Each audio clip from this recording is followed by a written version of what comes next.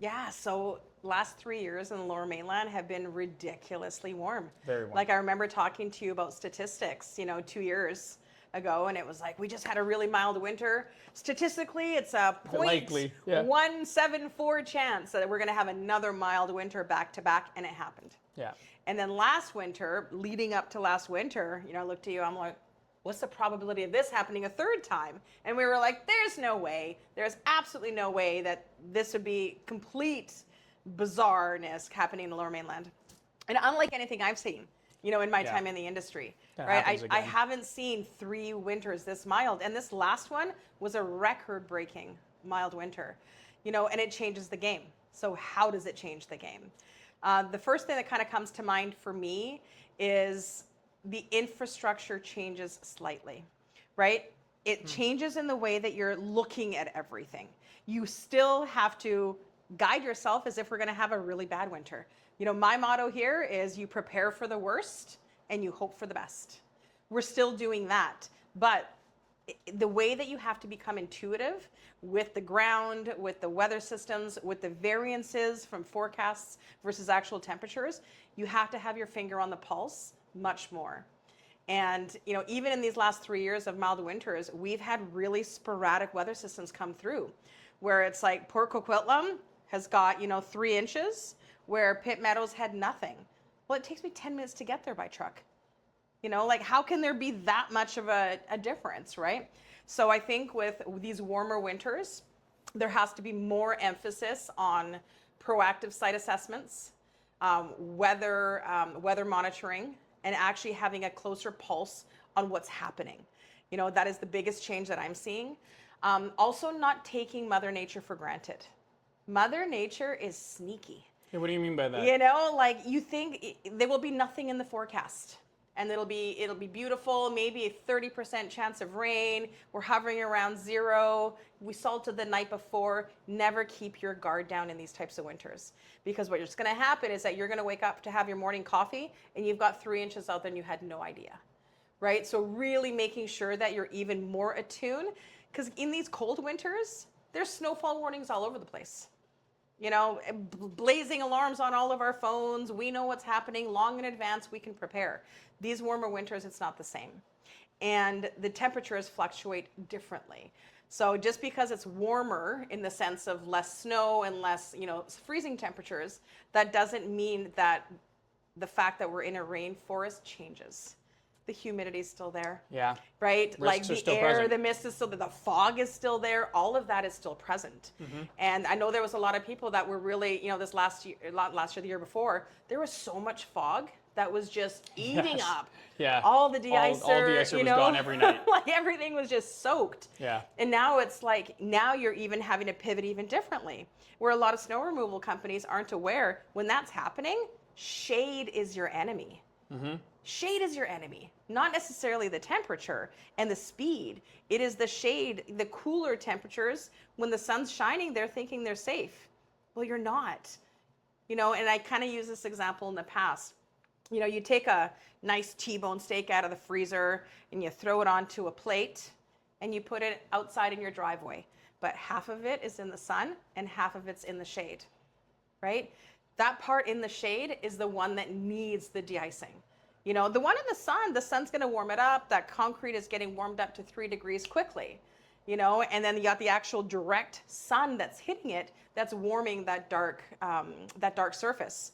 Not the same in that shade. In the shade, it is white, it is crystallized, and it's slippery, right? So that are the pieces that are kind of changing, and that it's a bit trickier in a sense. So you're servicing less, but it's actually trickier. There are different challenges that present in these types of winters. Yeah, preparedness is hard when it's infrequent, right? Yeah. And that's exactly kind of what you're speaking to. You look and you move a snow pile out of the way, and I've talked about this with the operations team quite a bit, where you put your pile of snow, keep it away from partial sun and shade scenarios, make sure it got good drainage, because when you're looking at freeze-thaw cycles, right, you have that runoff of very cold water coming off that snow pile. Yeah.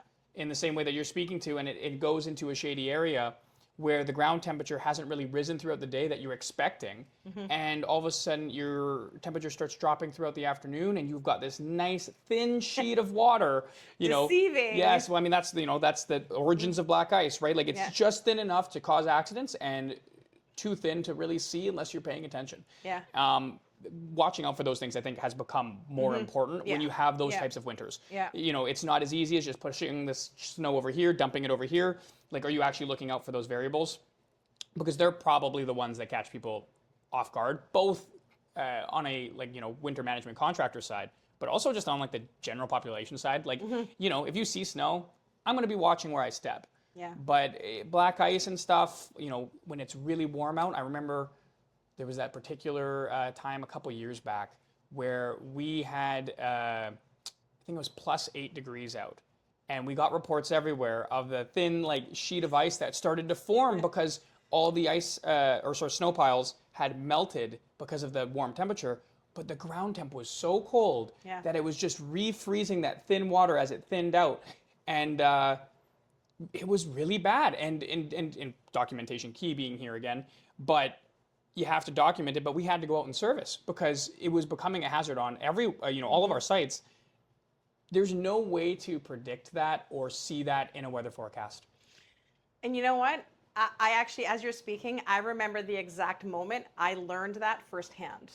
So this is probably, 7, 8 years ago. Okay. And we were post-storm, we had a big winter, and there was 4, 5, 6, maybe not 6, but they were big, big piles of snow on the sidewalks, in the corners. So essentially the surface of Port Moody, which is where I was going, had a lot of snow everywhere. The whole Tri-Cities did, and I was like, okay, storm's done. All the operations are done. Everyone's going to sleep.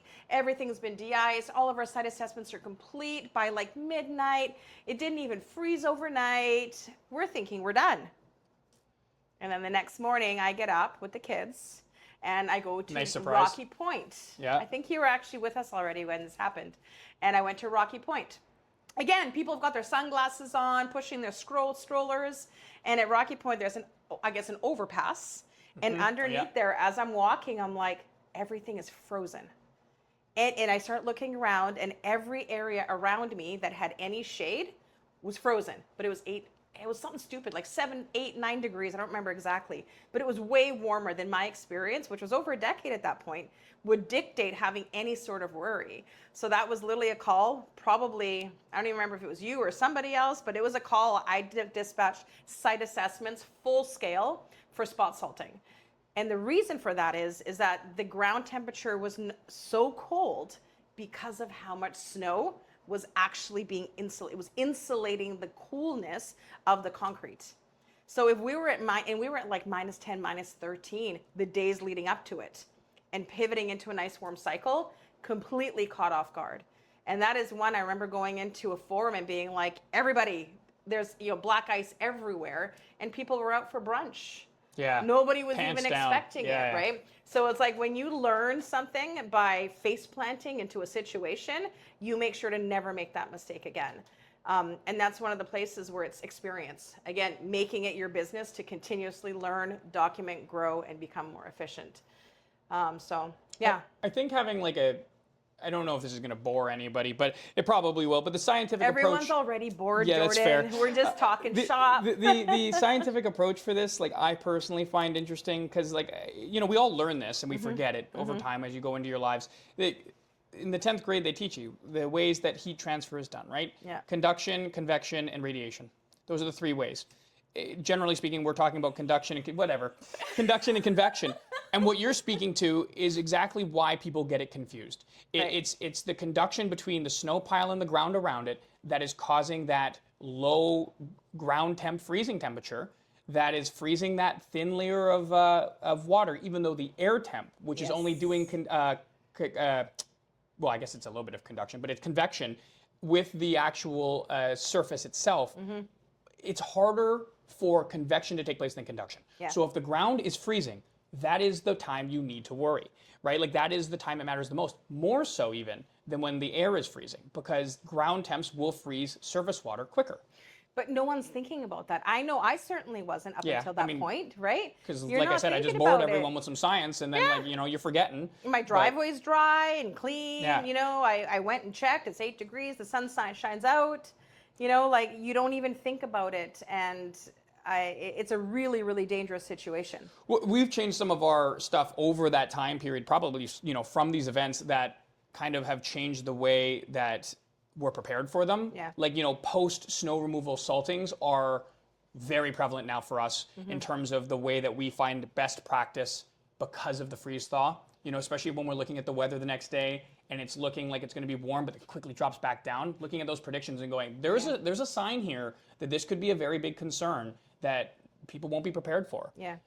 Because you have to take those into consideration, and people often will put ice melt down after they're done a snow removal, but they're not really considering that the water will take that all away. Yep. You end up with this nice sheet of, and in fact, actually, when your contractors are throwing salt on their piles of snow and melting it just enough to take over the parking lot and refreeze, that's something that you have to be aware of when you're looking into the best way to approach the problem proactively. Because that's the key, in my opinion. Yeah. Well, now we're talking about salinity. Yeah. Right? We're talking about, how much de-icer or salt is needed to keep a surface from refreezing when you add water into it. Are we getting into? We're getting close to brine here, right? Which I know you like. But yeah, that's. People really don't talk about the best practices for de-icing, I think, enough, considering that it's one of the biggest cost centers for a customer, and also one of the most inappropriately done things for a contractor. I think it's the most mismanaged. Absolutely. And understanding, I guess, like how your salinity rates work is something that your contractor should probably know. You'd hope. You'd hope. Look how many years it took me to learn. Well, no, and that's fair though. Because you probably don't get into snow removal thinking, as any businessman does, like that you're going to have to understand like the fundamentals of freezing points of water with certain types of chlorides. Like that's not something that you're really projecting out, and some people just never even get there, right? They're just trying to focus on the basics, but it is something that, like in your experience as a Supreme Court witness, you've seen the issues with brine. I know I tout some of the benefits, and there's a lot of them, but like it does make sense that misappropriating, pouring water everywhere. If I just said that out loud, like, oh, it's freezing outside, what should we do? And I said, oh, I should take salty water and pour it on the ground. You're probably not thinking that's a good idea. And there's reason for that, actually. Even though you can do it right, and there's some really good people who do, doing it wrong is extremely dangerous. And it works the same with rock salt. I think that's with any product. Brine has a time and a place. I think brine's a great product in certain areas, in certain climates, at certain times. I think salt also has a place. Salt's the foundation of all of our de-icers. Understanding the different types of boosters or chemical compositions or minerals you can put in with salt and how they behave and how that becomes different. These are not conversations we're having at a contractor level as a snow removal provider. This is now, upper echelon of understanding science. And these are not things that are common in our industry, but definitely conversations that have become more of a common occurrence because cost of commodities are going up. Everybody wants to know, what does the SDS sheet look like? Is it pet friendly? All of a sudden, I remember a couple of years back, it was like minus 18 here. And we had to completely switch what kind of de-icer we were using because our, down to minus 8 wasn't working, and that next product is twice as much, right? So it's also understanding the bigger picture of everything that it takes to run this type of a company. That's the big clip from this. Your rock salt does not work at negative 18. And if you're running an Amazon warehouse as a manager, -10. yeah. The efficacy goes down dramatically.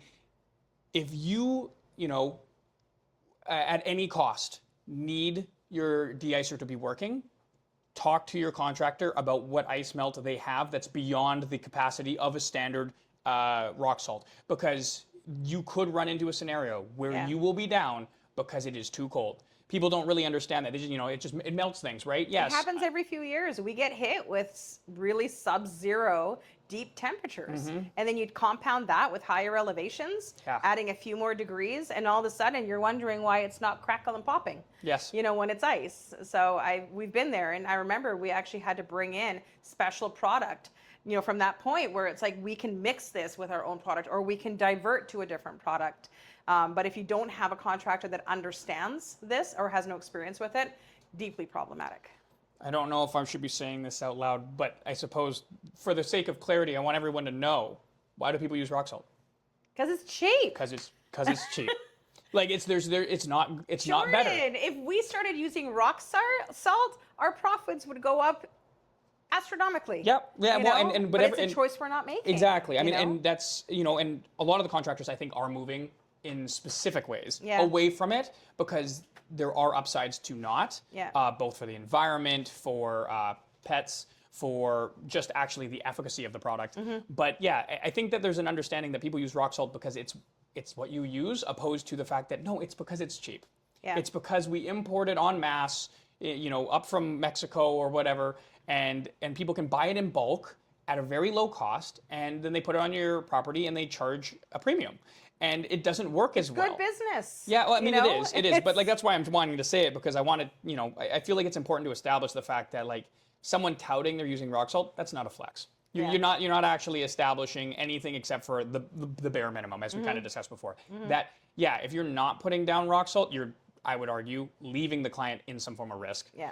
If you're using rock salt, sure, it's because you want to make some extra money, and I'm hoping I'm going to pay less. Yeah. Because if I'm paying more, I don't want rock salt. I don't.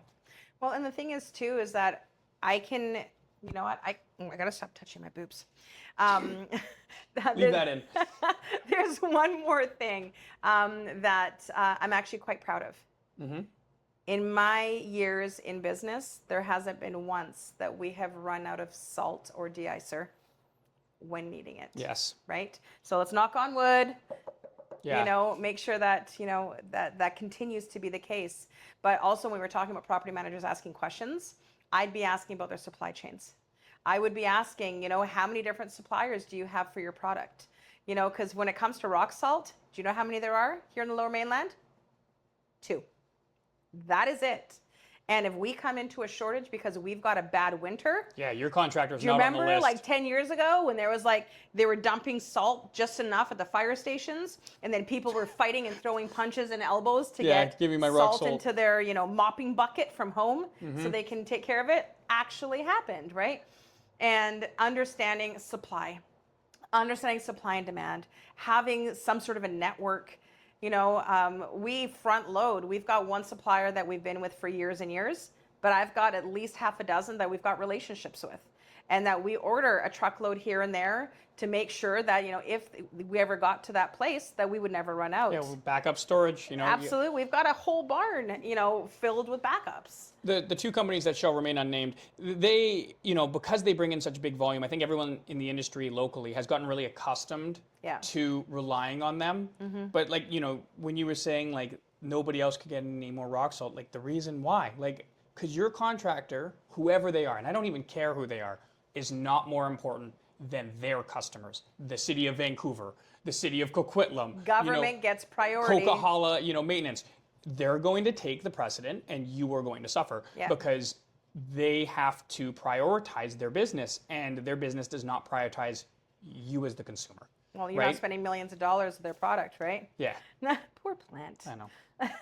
But yeah, no, I think that's really key because that's honestly probably a hidden benefit that even we don't discuss enough, when we're dealing with clients about the supply chain and how that may affect you when it really matters most. Because the irony is that a younger property manager, in my opinion, would never have gone through an experience where they would have suffered and never learned the lessons about how important that is in the long term, because it doesn't happen very often, but that's how you lose your client. That's how, as a property manager, you lose that strata. You will lose your job because you failed to prepare for that thing that does only happen once every 5 years. Yeah. But when it does, you need to rely on somebody else. You got to be on top of your game. Yeah, and that's, like you said, that's why we're so proud of being able to provide the consistency that we have when it comes to de-icing.